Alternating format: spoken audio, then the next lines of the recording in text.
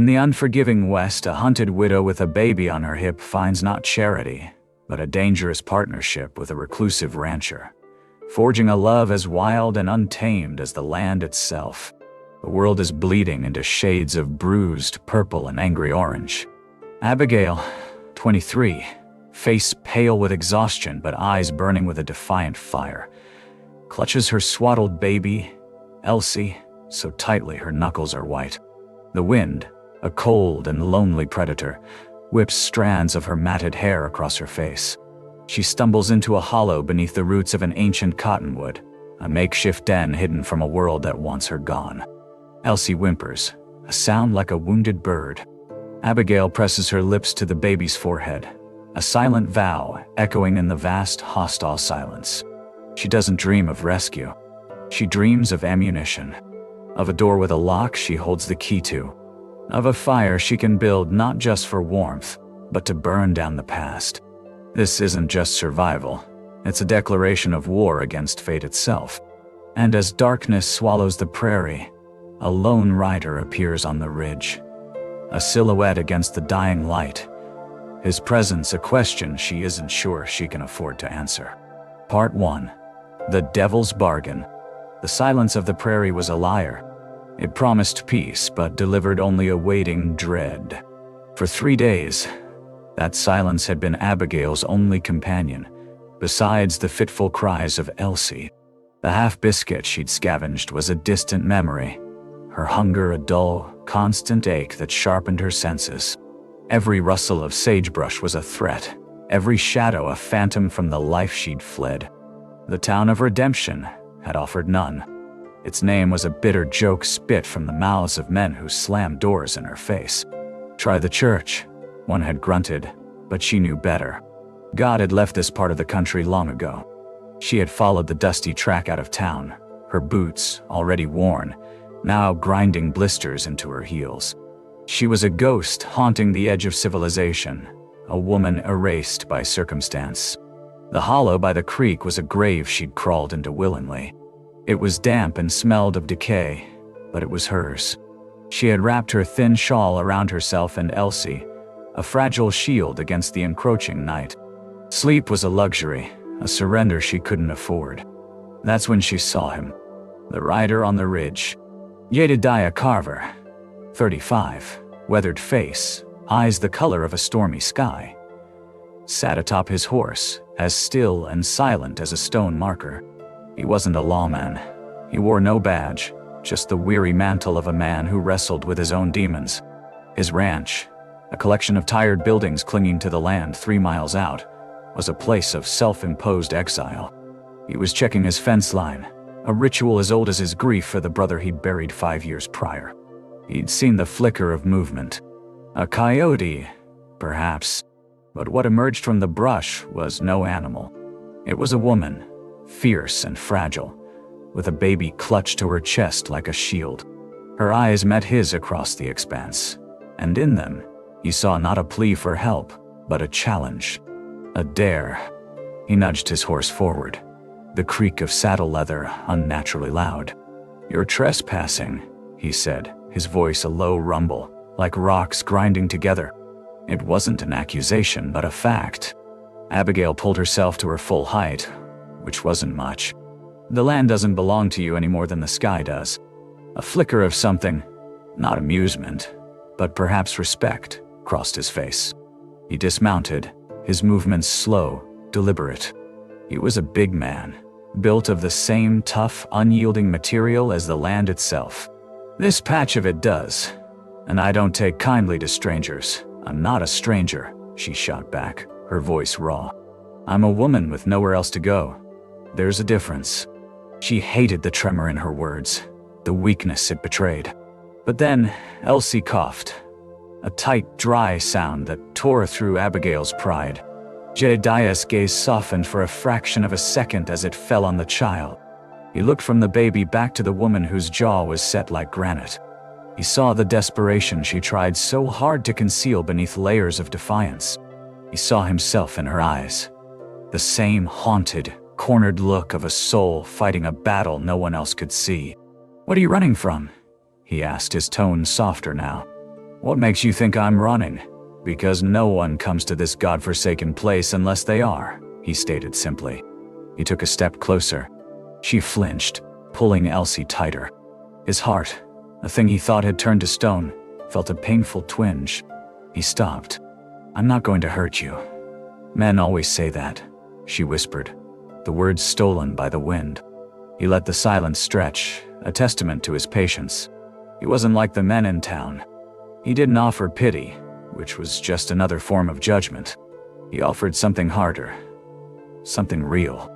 I've got a tool shed, he said, gesturing vaguely towards his ranch, invisible over the rise. The roof is sound. The door doesn't lock from the outside, but it keeps the wind at bay. He paused, letting the offer hang in the air. There's work. 10 acres of mesquite that need clearing. My hands are not what they were. Her eyes narrowed, searching for the trap, the hidden price. There was always a price. I don't take charity. This ain't charity, he countered, his voice firm. It's a trade. You're labor for a roof, nothing more. He saw the war in her eyes. The desperate need for shelter warring with the fierce, ingrained distrust of any man's kindness. He saw the exhaustion that went bone deep, the fear for her child that was a physical weight on her shoulders. He felt an unfamiliar, dangerous pull towards her, a fierce, protective instinct he hadn't felt since his brother's death. He wanted to sweep her up, carry her and the child to the warmth of his hearth, and stand guard at the door against whatever horrors pursued them. But he knew that would only terrify her more. She needed to walk on her own 2 feet. She needed to choose. The work is hard, he warned. The days are long. I keep to myself. Good, she said, the single word a surrender and a victory all at once. I prefer it that way. He nodded slowly. Name's Jedediah. She hesitated for a long moment, as if giving her name was giving a piece of herself away. Abigail. And this is Elsie. As she spoke their names, the baby stirred, her tiny hand reaching out from the bundle of rags. For the first time, Abigail allowed another person to truly look at her child. Jedediah's gaze was gentle, a stark contrast to his rugged exterior. He turned without another word and began walking, leading his horse. He didn't look back to see if she was following. He knew she would. She had no other choice. But as Abigail hoisted Elsie onto her hip and took the first painful step to follow him, she knew this wasn't just a deal for shelter. It was a devil's bargain, struck in the twilight, with a man whose silence was as vast and dangerous as the prairie itself. Part 2. The language of silence. The tool shed was not a home. It was 4 solid walls and a roof that didn't leak, which made it a palace. It smelled of rust, old leather, and honest sweat. Jedediah left her with a bucket of water, a chipped enamel pan, and a stack of firewood before retreating to the main house, a shadow melting into other shadows. He didn't say welcome. He didn't need to. The space he provided was a language all its own.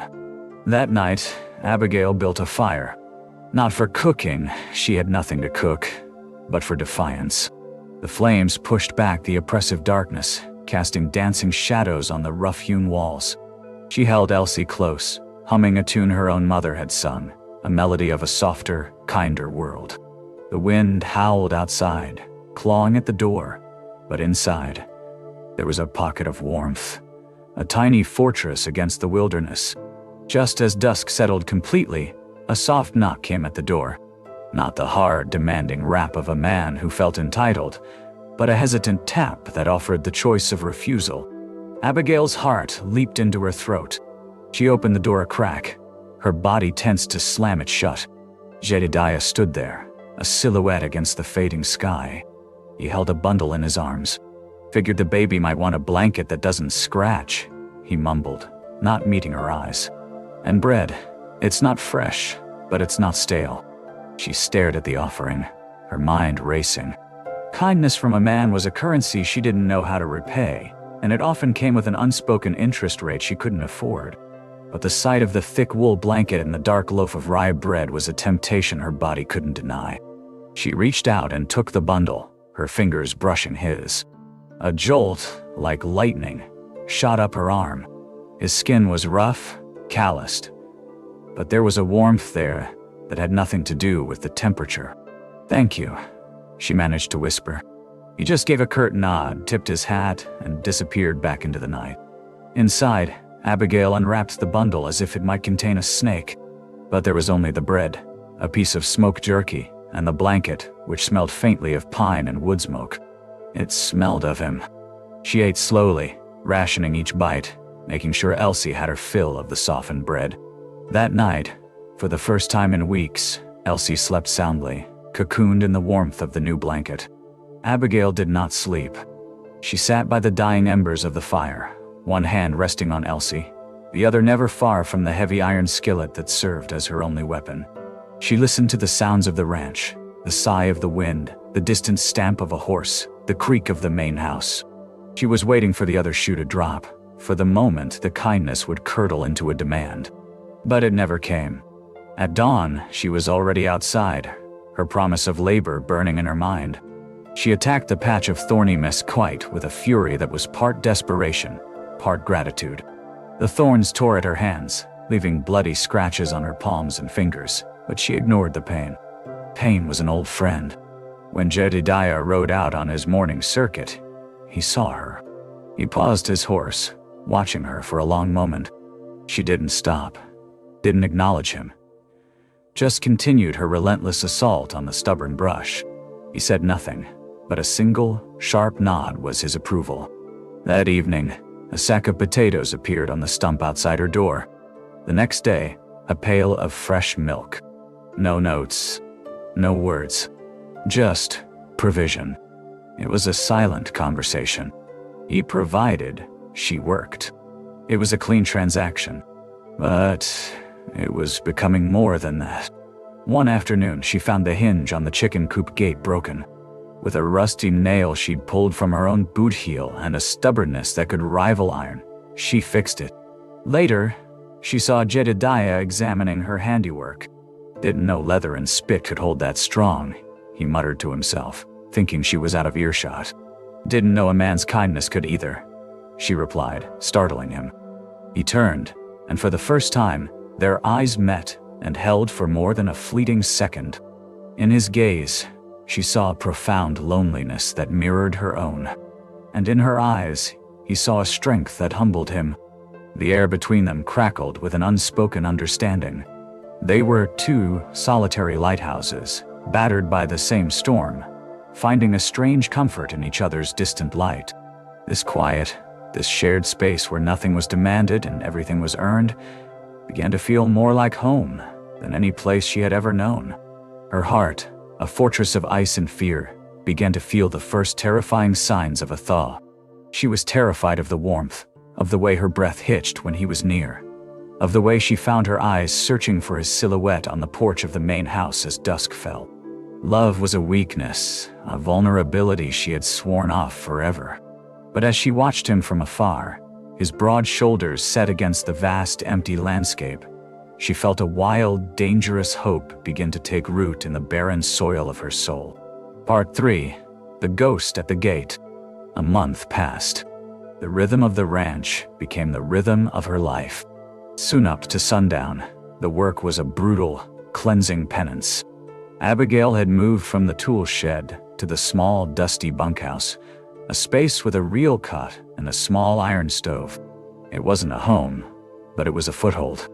Her hands, once soft, were now calloused and capable. She had cleared nearly an acre of mesquite, patched fences, and even learned the particular low hum that soothed the skittish new colt. She and Jedediah still spoke in clipped sentences and shared silences. But the silence was different now. It was no longer empty. It was filled with a charged awareness. A shared meal on the porch, eaten without a word, felt more intimate than any conversation. A moment when he passed her a tool and their fingers brushed sent a shockwave through her that left her trembling. She saw the way his eyes would follow her as she walked to the well, the way his jaw would tighten when she laughed at something else he did. This growing connection was a fire she knew she should extinguish. Passion was a wildfire that had burned her once before, leaving nothing but ashes. Her first husband, Silas, had spoken of love with the voice of a poet and the hands of a brute. He had wooed her with promises that turned to chains. She had sworn no man would ever hold that power over her again. Yet, with Jedediah, it was different. His power wasn't in words or promises. It was in his steadfastness. It was in the way he looked at her, not as a possession to be claimed, but as a force of nature to be respected. It was in the way he defended her without ever knowing what he was defending her from. One afternoon, as she was turning the soil for a small vegetable garden near the barn, the ranch dog let out a low, guttural bark. This wasn't its usual yip at a prairie dog. This was a warning. Abigail wiped her hands on her skirt, her heart suddenly a cold stone in her chest. A man stood at the gate. He was tall and thin, dressed in clothes that were too clean for this part of the country. He held a piece of paper in his hand and wore a grin that was all teeth and no warmth. Jedediah came out of the barn, wiping grease from his hands with a rag. He moved to stand beside her, his presence a solid wall at her back. "Can we help you?" Jedediah's voice was flat, devoid of welcome. The man's oily gaze slid over Jedediah and landed on Abigail, lingering in a way that made her skin crawl. "Her," he said, holding up the paper. It was a wanted notice. The paper was weathered and creased, but the sketch was undeniably her. Beneath it, a false name, the one she'd been using when she met Silas, and words that made the blood freeze in her veins. Wanted for desertion and theft. Reward for return. "That's not me," she said, her voice a strangled whisper. Her hands clenched into fists at her sides, her nails digging into her calloused palms. The man smirked. "Maybe, maybe not. But you fit the description close enough for the man who's paying me to check." Jedediah took a slow, deliberate step forward. The easygoing rancher was gone, replaced by something cold and dangerous. "You a lawman?" The stranger hesitated for a fraction of a second. "Don't need a badge. I work private. Then you're trespassing," Jedediah said, his voice dropping to a lethal calm. "I suggest you turn your horse around before you find out how we deal with trespassers out here." The stranger's eyes darted from Jedediah's face to the rifle that was suddenly, inexplicably, in his hands. He raised his palms in a gesture of mock surrender. "Easy, cowboy. Just doing a job. No harm done if I'm wrong." He spat a stream of tobacco juice into the dust near Abigail's feet, a final act of insolence, before turning and riding off. The moment he was gone, Abigail's legs gave out. She sank onto the porch steps, shaking uncontrollably. Jedediah didn't speak until the sound of hoofbeats had completely vanished. He sat down beside her, not touching, but close enough that she could feel the heat radiating from him. "Is there something you need to tell me, Abigail?" he asked, his voice gentle. The dam broke. The story she had held captive for so long came pouring out in a torrent of broken words and ragged breaths. She told him of Silas, the charming man who bought her father's debt, and, with it, her. The man who called the bruises he left on her skin love taps. The man who, after she lost their second baby, had locked her in the root cellar for 3 days, blaming her for failing him. "When I got out," she finished, her voice cracking, "I took Elsie and I ran. I took some money from his desk, just enough to get away. I thought I'd run far enough." She finally dared to look at him, expecting to see disgust, judgment, or worse, pity. Instead, she saw a raw, blazing fury in his eyes. It wasn't directed at her. It was for her. "You believe me?" she whispered, the question hanging precariously in the air. He reached out then, his calloused thumb gently brushing away a tear she hadn't realized had fallen. The touch was electric, a brand of possession that felt nothing like ownership and everything like belonging. "I believe what I see," he said, his voice thick with an emotion she couldn't name. "I see a woman who fixed my gate with a nail from her boot. I see a mother who would burn the world down for her child. A liar wouldn't have stayed to clear my fields while her own soul was on fire." He stood up and offered her his hand. "Come inside." She took his hand. It was a promise. A pact. That night he didn't just put another log on the fire. He moved his own bedroll into the main room, placing it squarely in front of the door. He laid his rifle next to it. He was no longer just offering her shelter. He was offering her his life as a shield. And as Abigail lay in the bunkhouse, listening to the sound of his steady breathing through the thin wall, she knew she was no longer just running from something. She was staying for someone. The fear was still there, a cold knot in her stomach. But for the first time, it was matched by a fierce, wild love that was just as terrifying. Part 4. Whispers on the Wind. The bounty hunter's visit left a poison in the air. The peace they had carefully constructed was shattered, replaced by a tense, watchful vigilance. Every gust of wind sounded like hoofbeats. Every shadow at dusk seemed to hold a threat. Abigail found herself starting at the slightest noise, her hand instinctively reaching for the heavy iron poker she now kept by the door. But she wasn't alone in her fear. Jedediah had become her shadow, a silent, brooding guardian. He no longer rode out to the far fences alone, instead finding tasks that kept him close to the main house, his rifle always within arm's reach. The unspoken thing between them had been given a name by the threat. It was a desperate, primal need to protect. One evening, a week after the confrontation, he found her staring out at the horizon, her body rigid with tension. He came to stand beside her, their shoulders almost touching. "He won't be back," Jedediah said, though it sounded more like a prayer than a statement of fact. "You don't know that," she whispered. "Men like him, men like Silas, they don't let go. Property is property." The word property made Jedediah's hands clench into fists. "You are not property, Abigail." He turned to face her, his stormy eyes boring into hers. The space between them felt electric, charged with all the words they hadn't said. "You are a force of nature. You are the fire that melts the winter snow. You are the only thing that has made this empty place feel like home." Her breath caught in her throat. His confession, so raw and unexpected, stripped away her defenses. She saw in his eyes not just desire, but a deep, aching reverence.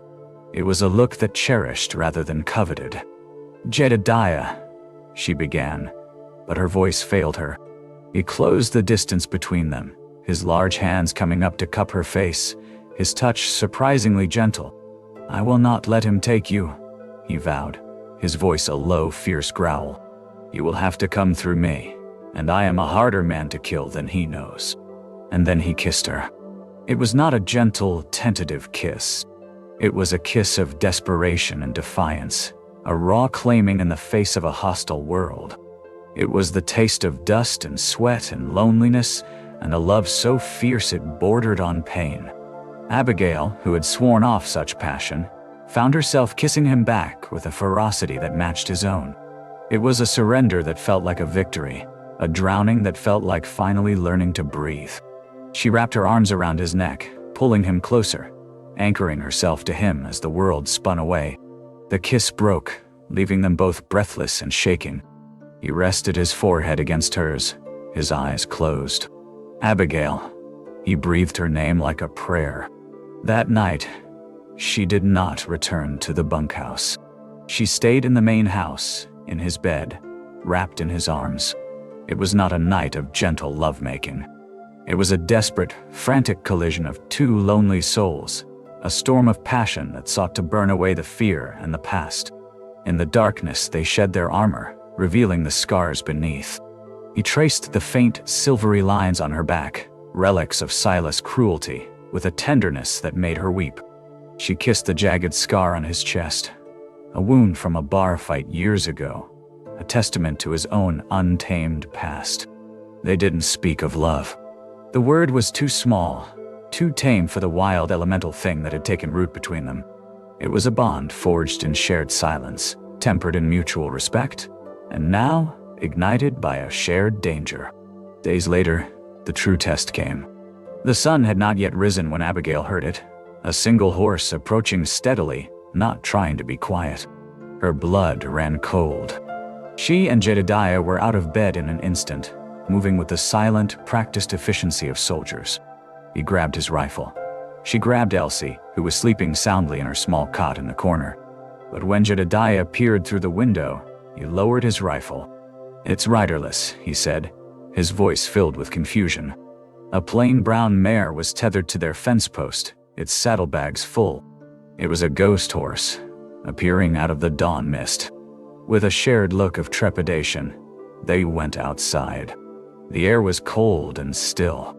Abigail approached the horse cautiously. Tied to the saddle horn was a folded piece of paper, sealed with wax. Her name was written on the front. Not the false name from the wanted poster. Her real name, the one she hadn't spoken aloud in years. Her hands trembled as she broke the seal. The handwriting was tight, angular, and painfully familiar. It was from Silas. Part 5. The Burning of the Deed. The letter was not an apology. Men like Silas didn't apologize. It was a surrender. Abigail, I know what I was. I know what I did. You were right to run. I do not expect forgiveness, for I know I am beyond it. But I had no right to take your name and make it rot in people's mouths. The bounty has been lifted. The notice has been rescinded. I have told the law that the money was a debt repaid, the desertion a misunderstanding. You are free. You always should have been. Samuel. She read it 3 times, the words blurring through the tears that now fell freely. It wasn't the words of a changed man, but of a defeated one. He hadn't found redemption. He had simply run out of road. He's letting go, she whispered, the words tasting strange and foreign. Jedediah read the letter over her shoulder, his arm a solid, comforting weight around her. Do you believe him? I don't know, she admitted. But he sent this letter instead of a bullet. Maybe that's a start. Inside one of the saddlebags, they found a small leather pouch of coins and another, smaller bundle. Abigail unwrapped it to find a child's bracelet, crudely carved from driftwood. She had made it for Elsie before they fled, a small token of a life that had been stolen from them. Clutching it in her hand, she felt a chapter of her life finally, painfully, closing. What do you want to do? Jedediah asked, his eyes searching hers. She looked at him, at his strong, kind face. She looked at the small house they had defended together. She looked at Elsie, who was now awake and watching them with wide, curious eyes. I want to stop running, she said, her voice clear and strong. I want to build a fence so high that no memory can climb it. He smiled then, a true, genuine smile that transformed his rugged face. Then we'll need more wood. The departure of the ghost horse marked a change. The oppressive fear lifted, replaced by a cautious, fragile optimism. They worked the land not just for survival, but for a future. They planned a bigger garden, a pen for goats, a small smokehouse. They were building a life, nail by nail, seed by seed. But the past has a long shadow. One afternoon, a man on a fine horse rode up to their gate. He was not the bounty hunter. This man wore a star on his chest. The sheriff from Redemption. Afternoon, Carver, the sheriff said, tipping his hat. His eyes, however, were fixed on Abigail. Just making my rounds. Heard some noise in town. Some folks say you're harboring a woman who used to belong to Silas Blackwood. Jedediah didn't move from the porch steps, but his entire body went rigid. Abigail stepped forward, her chin held high. She met the sheriff's gaze without flinching. That's a funny thing to say, Sheriff, she said, her voice as cool and clear as well water. Because I don't recall ever being property. The sheriff, a man used to deference, was taken aback by her directness. He looked from her defiant face to Jedediah's thunderous silence. He saw 2 people who would burn him to the ground where he stood if he pushed them. He was a man of the law, but he was also a man who knew which battles to fight.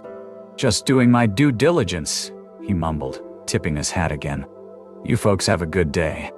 He turned his horse and rode away, and they knew he would not be back. That night, as they lay in bed, the silence was comfortable, easy. The demons had been faced, if not entirely vanquished. He called you by your real name, Jedediah said quietly into the darkness. Samuel. It's a name I left behind, she said. And Abigail? He asked. Is that a name you found? Or one you made? She turned in his arms to face him. It's the name of the woman who survived, she said. The woman who found you. He pulled her closer, his lips finding hers in the darkness. Then it's the only name I'll ever need to know. The next day, Jedediah did something that shocked her. He rode into redemption and returned that evening with a legal deed, drawn up by the town's notary. He spread it out on the table. It was for the entire ranch. The land, the house, the barn, everything. And it was in her name, Abigail Carver. "What is this?" she asked, her voice trembling. "It was never mine to begin with," he said simply, his gaze unwavering. "This land was just a place I was hiding. You're the one who made it a home. It belongs to you." Tears streamed down her face as she looked at the paper, at the name that was now hers by law, by love, by right. She had arrived with nothing but a baby on her hip and scars on her soul. Now, she was a landowner, a wife, a survivor who had not just found a place to hide, but a place to grow. She took the deed and, without a word, walked to the hearth. Jedediah watched, confused, as she held it to the flames. "Abigail, what are you doing? This land isn't yours, and it isn't mine," she said, watching the paper curl and blacken. "It's ours." Part 6.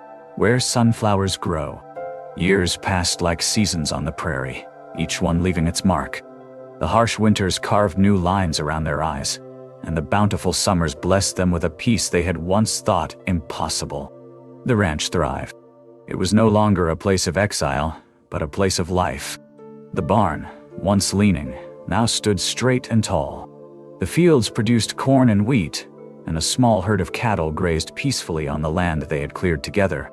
Elsie grew from a baby into a girl, wild and free as the mustangs that roamed the hills. Her laughter was the music of the ranch. She had her mother's defiant spirit and her father's quiet strength. She ran barefoot through the cornrows, her hair the color of spun gold, asking questions about the stars and the soil and the secrets of the world. She never had to ask why her mother sometimes woke from nightmares, or why Jedediah always stood between her and any stranger who approached. She knew, in the way that children know things without words, that she was protected by a love as fierce and unyielding as the land itself. Their love, Abigail and Jedediah's, had settled from a raging fire into a deep burning ember that warmed their lives. It was in the way he would bring her a wildflower he'd found by the creek, the way she would save him the last piece of pie, the way their hands would always find each other as they sat on the porch watching the sunset paint the sky in hues of orange and pink. One summer afternoon, Abigail stood at the fence line, watching Elsie, now 10, patiently teaching a neighbor's boy how to tie a proper rope knot. She felt Jedediah come up behind her, his arms wrapping around her waist, his chin resting on her shoulder. "You're still thinking of running," he teased, his voice a low rumble against her ear. She leaned back into his embrace, a soft smile playing on her lips. "Only towards things now," she replied.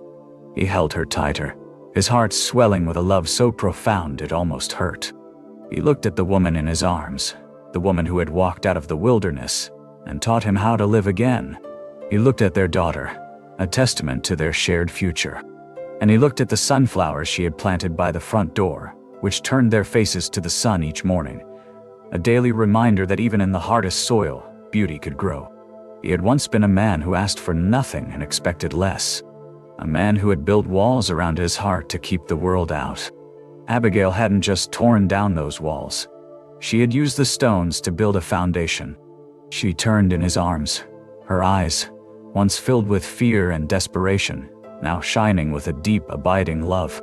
"Thank you," she whispered. "For what?" he asked. "For not offering me pity," she said. "You offered me your hand, and it was all I ever needed." He lowered his head and kissed her, a slow, deep kiss filled with the comfortable intimacy of shared years and weathered storms. It was a kiss that tasted of sunshine and soil and the promise of 1,000 more sunsets together. They had taken a piece of the unforgiving West and, with nothing but stubbornness and a wild, defiant love, had turned it into their own small piece of heaven. The story of Abigail and Jedediah is a testament to the fact that home is not a place you find, but a place you build. It's a lesson etched into the heart of the Wild West, True strength isn't the absence of scars, but the courage to grow something beautiful where you were wounded.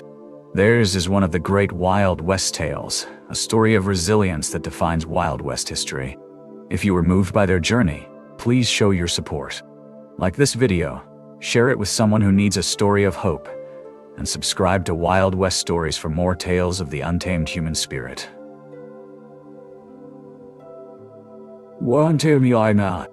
What are the wild wise stories that have been passed down in your family? Let us know in the comments below.